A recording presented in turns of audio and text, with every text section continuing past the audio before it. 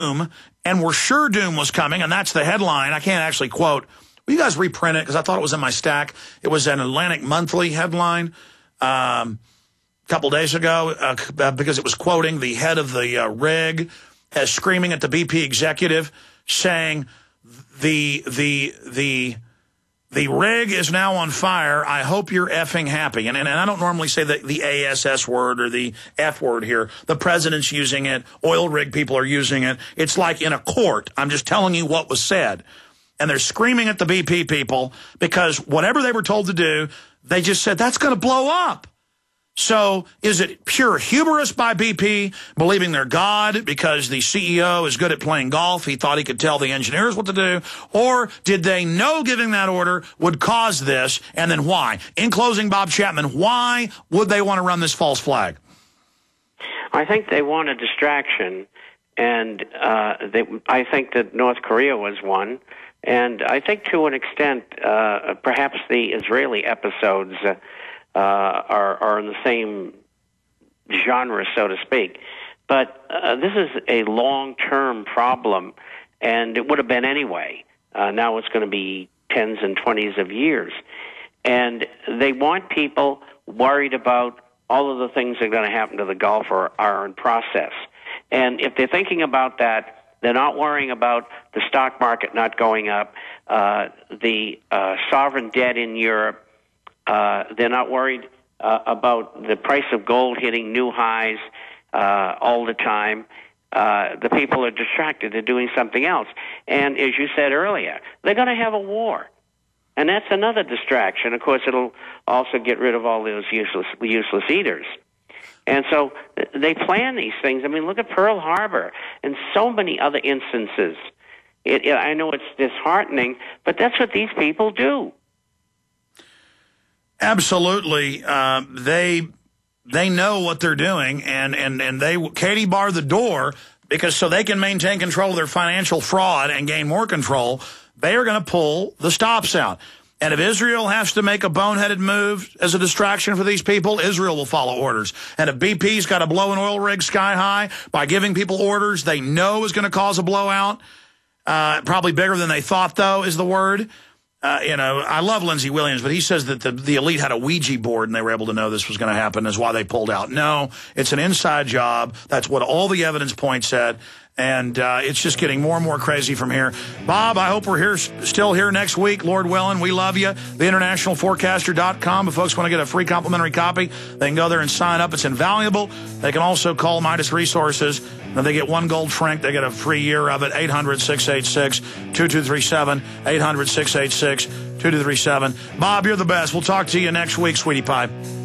Thank you. Bye-bye. You bet. Take care. All right, we'll be back. Stay with us, ladies and gentlemen. Free Talk Live, folks, coming up. This is Alex Jones with 5 good reasons you should consider buying a solar power generator. Number 1, new climate legislation could easily double or triple your electric bill. Number 2, our new energy czar wants to control how much power your electric company allows you to have. It's true. Total government control of electricity in the name of smart grid technology is coming. Number 3, in some areas of the country, the power grid is dangerously overloaded. And now new socialist legislation is only compounding the problem. Number 4, dangerous weather is always a threat to local grids. Every year, thousands of families lose their power from weather-related outages. Number 5, a solar power generator provides powerful backup insurance and peace of mind. Folks, I really believe in the solar power generators offered by Solutions from Science, one of my oldest sponsors. You can get more information at www.mysolarbackup.com. That's mysolarbackup.com. Remember, the government doesn't own the sun, so go to mysolarbackup.com or call 1-877-327-0365.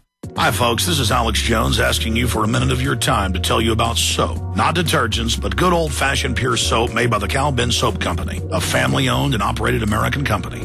My family, staff, friends, and radio listeners are constantly telling me how much they love these products for bath, hair, laundry, and dishes. There is nothing like these factory-direct, big money-saving, triple-concentrated soaps anywhere. Get a free detailed catalog by calling 800-340-7091 or see them online at 5starsoap.com or Infowars.com. Let's talk to the owner of 5 Star Soap, Marty Schachter, and see what he has to say. As founder and owner for over 63 years, people keep asking me, how's business? I'm happy to say our business is going down the drain. Call us at 1-800-340-7091. Visit our website, 5starsoap.com, for buying our 1 to 2 month soap sampler. Thank you. You may be arrested and or subject to other police action. Tyranny is here. The grim future foretold in 1984 has become reality. It really says that the state is God. The United States is now recognized globally as one of the most oppressive police states on earth. This film conclusively proves the existence of a secret network of FEMA camps, now being expanded nationwide. This documentary exposes how the continuity of government program has established an all-powerful shadow state. Police State 4 chronicles the sickening depths to which our republic has fallen. Prepare to enter the secretive world of emergency dictatorship, body scanners, sound cannons, citizen spies, stage terror, and cameras on every street corner. It's only the beginning of the New World Order's hellish plan. The police state isn't coming. It's here. Secure your copy today at Infowars.com or see it online in the highest quality at prisonplanet.tv. The Genesis Communications Radio Network proudly presents The Alex Jones Show, because there's a war on for your mind.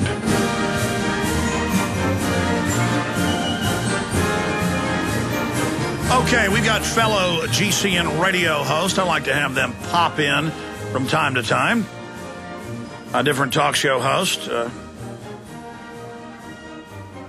And we look forward in the next 52 minutes to talking to him. Ian Freeman and, of course, Mark Edge. They both host Free Talk Live, and they both moved up to New Hampshire to be part of the Free State Porcupine Project. Nice, friendly porcupine, but it's got some spines on it. It says, "Don't tread on me." Of course, I like the rattlesnake myself, but I do like little cuddly porcupines, as they call them, I think, over in France. But little sweet little porcupines. In fact, maybe we should pull up a porcupine Free State Project symbol. But then Chris Matthews will probably do a show about how deadly it is and how it symbolizes racism. The porcupine, a racist animal. Yes, it attends Klan rallies. Show a little porcupine with a white hood on top of it. Porcupines are also known to be working with Al-Qaeda. Osama bin Laden's favorite animal is the porcupine. Coming up Wednesday night, the new rise of the right and their evil symbol, the porcupine. You know, I joke about that, but there's an article about Chris Matthews earlier in the week did a whole show about how evil the Gadsden flag is. This is an Infowars.com Gadsden flag. And it's even worse. On the back it says, the tree of liberty must be watered by the blood of patriots and tyrants. And that's how I scuffed up my elbows, was in a fight with David Rockefeller out there during the break. My wife's here today, and I'm acting goofy for her, I guess.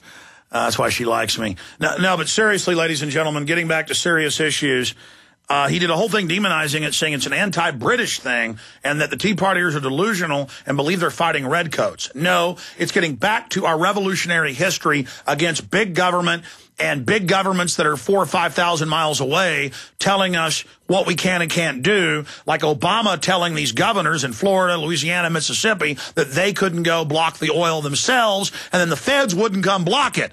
That's what we're trying to get back to. That's what we want as a society. That's what the Gadsden flag and the porcupine symbolize. It means don't walk on me. Don't stomp on me. I don't want to lick your boots. I don't think government made the sun rise and the grass grow. I'm sorry. I don't want to call you an authority or an official. I want to call you a public servant. All right, we're going to go over some of their websites, but they are here with us today, and they have it again talk show on the evenings on the GCN Radio Network. And I originally had them coming on because they said, we'd like to talk to you in the future about your views on immigration, because we're on about other subjects when I was on their show. And I said, why don't you come on my show and talk about it? And so they are here, but so much is going on. Ian and company, Mark, it's good to have both you guys here with us today. Hey, Alex, how are you?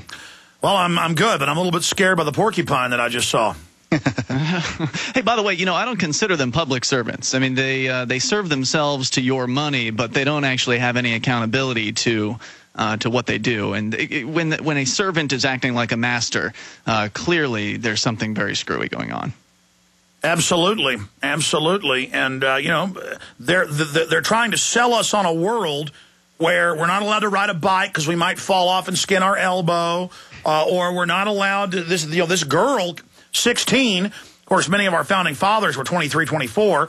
People in the olden days were adults when they were 13, 14. Mm-hmm.